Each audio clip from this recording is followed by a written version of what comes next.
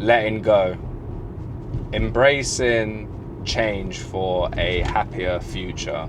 And it's a perfect time to ask yourself, what do you need to let go of in order for you to embrace a happier future? And the timing couldn't be any better, especially with New Year's round the corner. It's a great time to really slow down and reflect. There's a lot of baggage that we have this year that some of you may need to let go of. That could be essentially like work, relationships, friends, family, or it could be a habit or something that you've adopted over the year that you just simply need to let go of. But sometimes letting go isn't just that simple. So I want you to then think and reflect on, have you ever felt like you're living the same day over and over again? Well, in order for you to look further, you need to ask yourself, what do you specifically need to do to enable you to let go and move forward? Today I'll be sharing my journey of letting go and how I managed to let go of some challenging things and to move forward to then see a more meaningful, purposeful life. And that simply is just through reflection. But I was working a job coming up to almost 3 years where at the start it was really fulfilling. I enjoyed it. It aligned with what I wanted to do. But then I started getting to a point where I just couldn't really find fulfillment and joy with what I was doing every day. And through a ton of reflection, and you may ask someone, I don't feel great today, or I just I don't have any motivation. And typically you'd hear someone say, your manager, your friends, your family, just simply say to you need a break, you need a holiday. And I'd always hear these things, you need a break, you need a holiday. But there was more meaning to that than just you need a holiday. So after just tons of reflection and really trying to figure out what is the root cause of this, I then came to realize that there's two types of things that you may need to let go of. But before you can let go, there's two categories that fall. One is burnout, where you do need to take that holiday. So whenever someone says to you, go and take that holiday, take some time off, you just need a break, then quite simply you're just burnt out. You need some time to recover, recharge, come back fresh with a stronger mind. It could just simply be that you're exhausted. But then another thought crept in, which was boredom. And that's the second category, boredom, where you just feel like there's a lack of joy.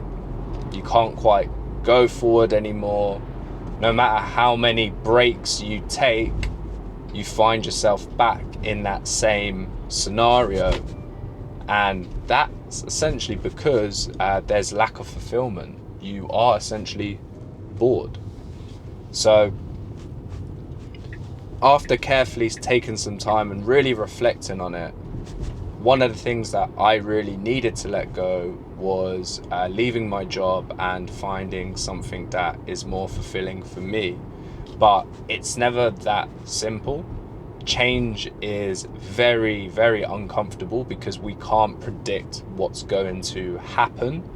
It's the power of unknown, and unknown is uncertainty, which for us flags anxiety, and it's an easy way for us not to do something or take action of letting go because we don't know what that outcome would be.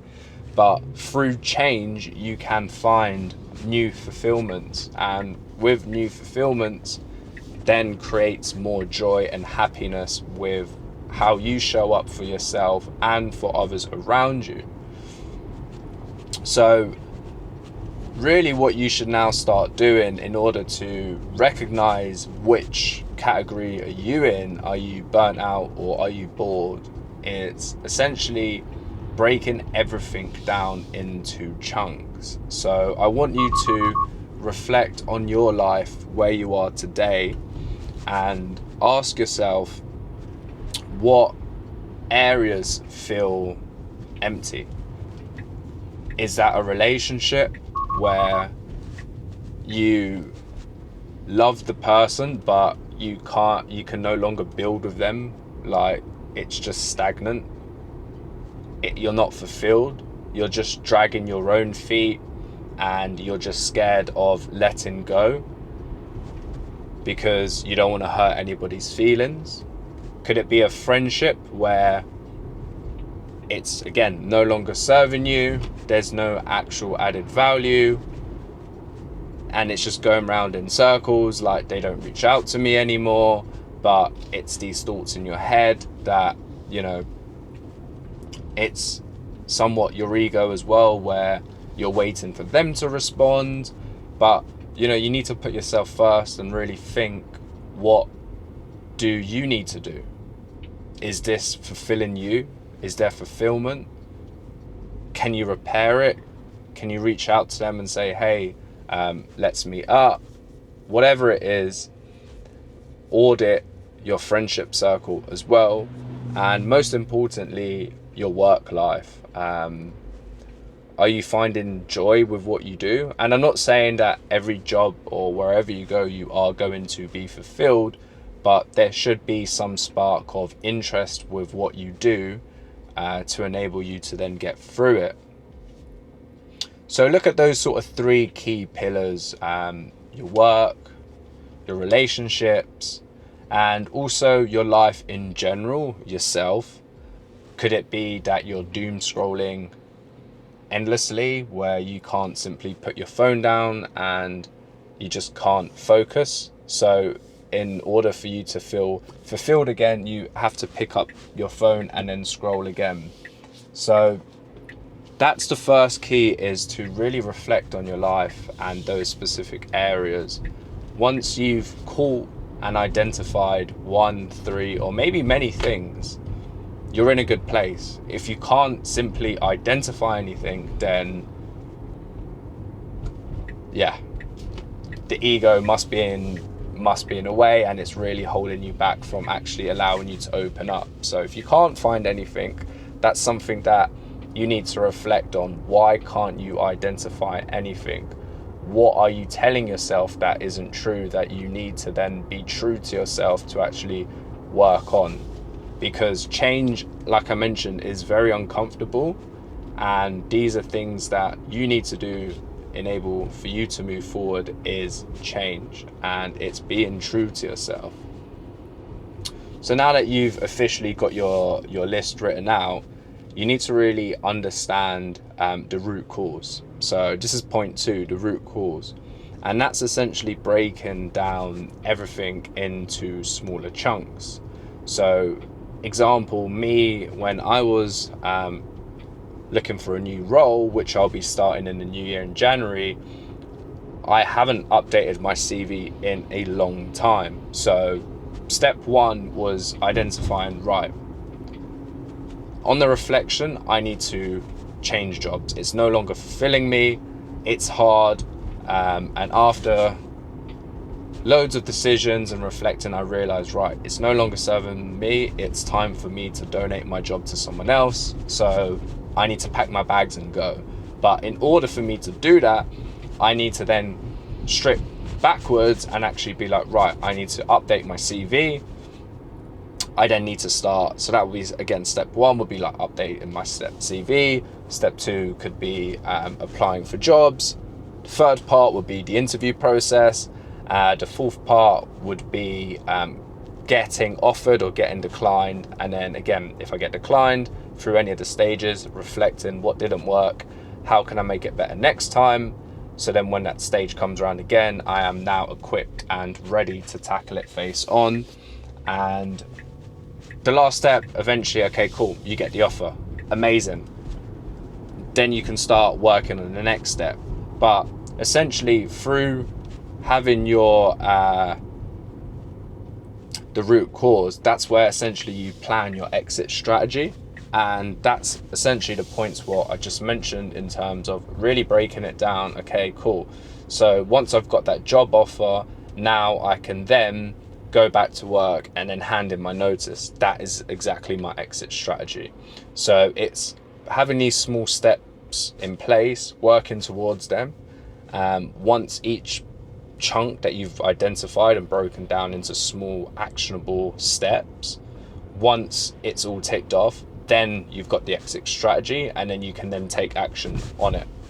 But it's not that simple, because for us to change, we have to embody a delayed gratification mindset. Within that, it means that things aren't going to happen right away. Things take time, which also can leave us very frustrated, very anxious, because again, like I mentioned, the unknown is very scary. It's a place where we don't know what's going to happen. So we have to embrace delayed gratification to enable us to slow down and appreciate the small steps.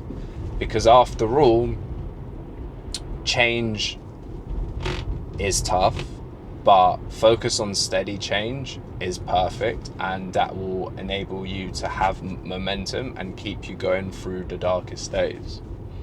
So now that you've essentially broken everything down, it's a great time to ask yourself what's no longer serving you, and what are you holding on to that you know you should no longer hold on to, but you just can't quite let go. So what are you holding on to that no longer serves you? Also, a key point, which is the whole real topic here, is looking at two categories. Are you burnt out or are you bored? And then lastly, what's one small step that you can take today to enable you to let go and embrace this change coming up? But why this matters is because letting go creates space for new opportunities and joy. It's like, you know, in Narnia, where there's just an empty door and then they open up the door and then, wow, it's like, it's paradise. It's like some crazy ass jungle or whatever you want to call it. So then it's like, you wouldn't be able to see that next step, or you can't be able to see the next set of joy or new opportunities without you actually taking that leap of faith to actually open the door. And again, coming back to it, it's going to be dark, it's going to be gloomy, but over time you will be able to see the growth and find joy and fulfillment from within opening that door and putting yourself first and just taking action from it. So just really wrapping everything up, it's really about taking time this year, taking time to slow down, taking time to really reflect on any areas in your life that just feel pretty stagnant. Being true to yourself is the only way you're going to be able to get through and get out of what you're going through.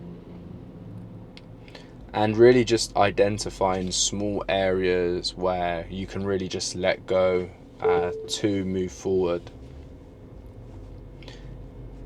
I'd be keen to hear some of your reflections in the comments moving forward, and just really wanted to leave you with a small reminder that letting go isn't about a loss. It's about gaining clarity and growth. So letting go isn't about a loss, it's about gaining clarity and growth. So when you stop watching this video, I want you to then take the next step forward to be able to live a happier and more fulfilling future.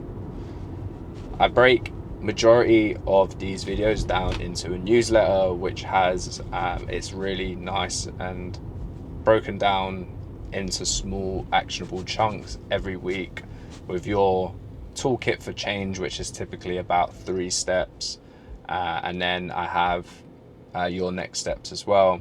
So if you want to just dive straight into the toolkit with some of those reflection questions, feel free to hit the link in the about of this video, and you'll be able to crack on straight away. Until next time.